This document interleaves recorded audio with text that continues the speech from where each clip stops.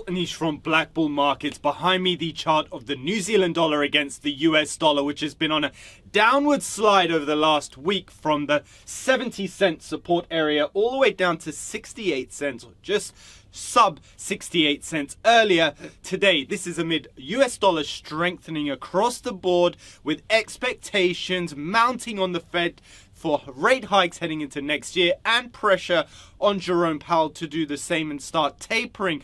He has come out respectively and talked about inflation pressures and persistent inflation risks on the US economy as well as global markets amid the new COVID variant concerns too. Now, the RBNZ has already hiked rates by 0.5%, and there are expected hikes to increase heading into next year. Markets have pretty much absorbed that, but focusing rather on the US dollar strength, with the Fed looking to hike rates, and that's been one of the main drivers of this recent volatility in the markets as the Fed turned hawkish. 68 cents is a support we saw on the Kiwi dollar, but after breaking 70 cents, a 200 pip slide, as we said, we found some support, so we could see some near-term buying coming up to 68.50 perhaps before we look to retest it again.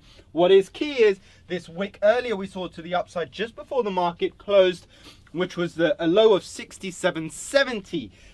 On the weekly support chart, or on the daily rather, we can see where this falls. So it broke a previous support on the year on 13th of August, so it is a new yearly low. And if we look on a weekly chart, we can put this move into perspective, because what we can see is a potential space for the Kiwi dollar to range should we get another leg to the downside, and this dollar strength persisting. We'll be ideally looking into a new trading zone below 68 cents, heading down to 65.70. That is, should we get a break and a close below 68 cents. It's a clear trading zone. We saw 68 cents as a key support area form in January 2019 and that period just at the end of 2018. So it is a critical mark that we could be looking at for the markets. We have formed a little reversal candle, which could indicate a short-term move back to the upside, but the dollar strength is pretty strong at this stage and does not look to be continuing to slow down, especially as investors begin to price in